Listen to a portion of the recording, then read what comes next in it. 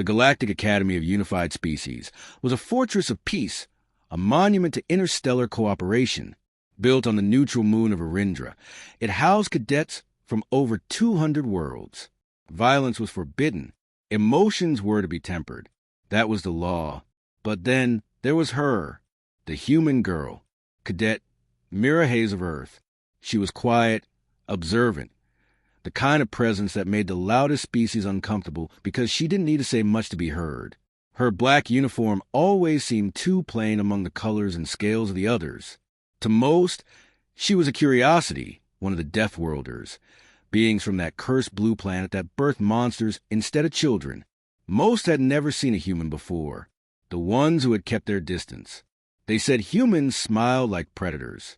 Mira rarely smiled, not until that day. It started with a routine security check. The school guard, a massive four-armed Shurok named Ven, was on duty outside the simulation chambers. He was an old soldier, muscles like steel cords beneath his carapace, proud and disciplined, but he hated humans. Unstable Deathworld beasts, he often muttered. They should never have been invited. Mira stood at the checkpoint, waiting for clearance to enter the simulator. Her team had a tactical exercise scheduled. Ven approached, scanning her ID chip. The screen flashed red. "Error," he growled. "Figures. Human tech never works right." Myra's eyes flicked up. "It's not the chip," she said quietly. "Your reader's desynced again." Ven glared down at her, towering over the small girl by 3 meters. "Watch your tone, cadet." She didn't look away. "I'm watching." The Shurok's mandibles clicked.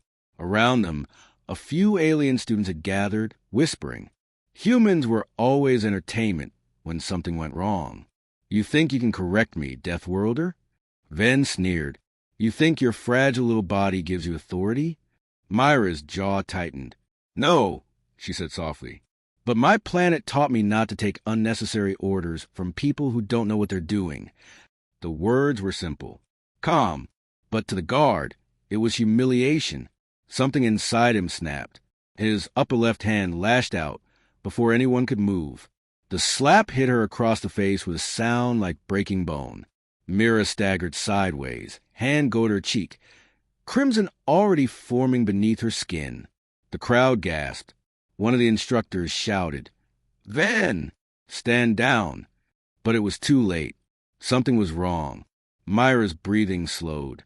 The hum of her heartbeat could almost be felt in the air. Then she looked up. Her eyes, once gray-blue, were now completely black. Not the black of pupils, but the abyssal void of space itself, endless and silent. The lights around the chamber dimmed, as if the shadows bent toward her. The nearest aliens backed away.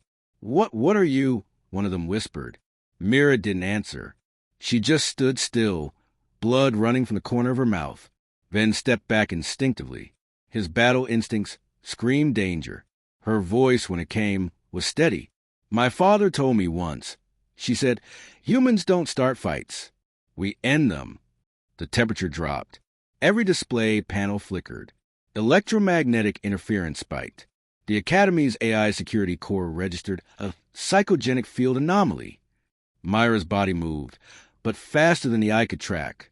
One moment she was standing still. The next, she was in front of Ven. Her open hand struck his chest, not with strength but with precision. His armored exoskeleton cracked. He stumbled back, gasping, eyes wide in shock. "You hit me," he wheezed. "I defended myself," she replied coldly. "You struck first." Alarms began to blare. Security drones swarmed toward them, but the field around Mira shimmered with distortions. They froze midair, systems shorting out. The black in her eyes seemed to pulse, feeding on the surrounding energy. For a heartbeat, everyone felt it. A presence, ancient and immense, watching through her. Something that didn't belong in this galaxy. A high-ranking instructor, a feathered Trallon, shouted across the chaos, "Cadet Hayes, stand down.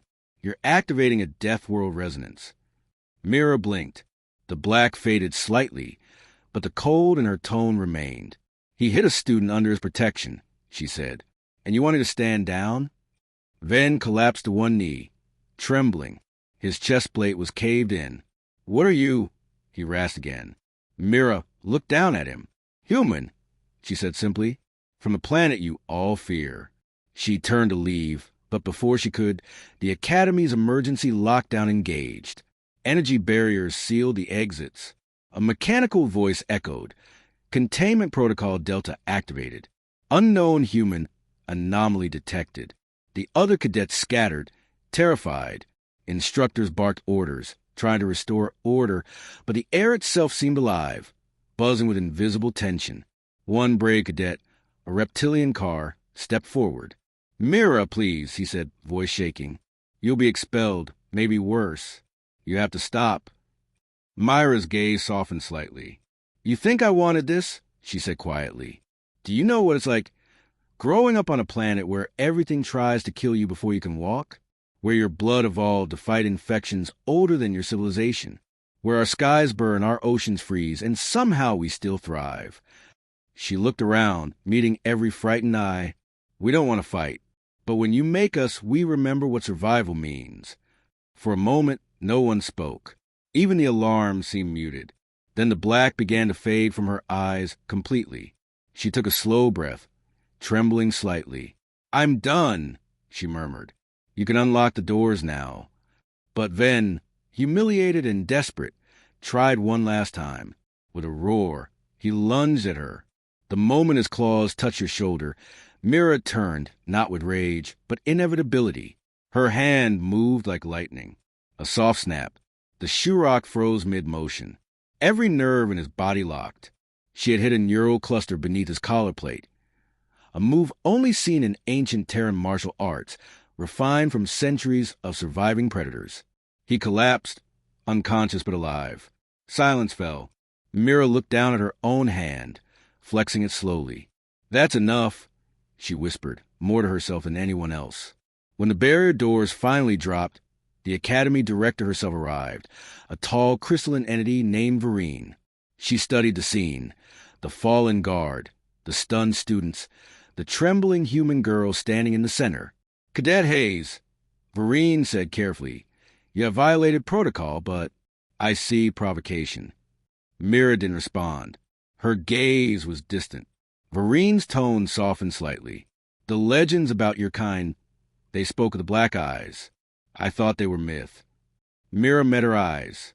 "They're not myth," she said softly. "They're defense." Vereen tilted her crystalline head. "And what exactly are you defending, human?" Mira looked around to frightened faces. The same faces that laughed at her species, whispered about Deathworlders. "The right to exist," she said simply. The director nodded slowly. "Take her to the medical wing. No charges will be filed today." Then she added, almost to herself, "The galaxy has underestimated humanity again." Hours later, in the quiet of the infirmary, Mira sat on a bed staring at her reflection in a polished panel. Her cheek was swollen, a dark bruise forming where the guard had struck her. The black was gone from her eyes now, just a familiar storm gray. A young medic drone hovered near, scanning her vitals. Stress response elevated. It chirped. "Would you like sedation?" "No," she whispered. "Just quiet." The door opened. The car cadet entered hesitantly, carrying a tray of water and nutrient packs. "You scared everyone," he said softly. Mira gave a faint, tired smile. "I scare myself." He sat beside her. "What was that, really? Your eyes, what happened?" She looked down. "Something humans learned long ago," she said. "When you've been pushed too far, your body remembers every ancestor that survived when it shouldn't have. We call it survival rage. It's not strength. It's memory." He nodded slowly. "Do you think the others will understand?" "Eventually," she said, staring out the window at the moonscape beyond. "They'll learn what Earth already knows. Fear isn't what makes you dangerous. Compassion does. Because you only fight that hard when something matters." The next day, the Academy halls were silent as she walked through. Every cadet stepped aside. No one dared meet her eyes. The story had already spread across the networks. Deathworlder defends honor against assault.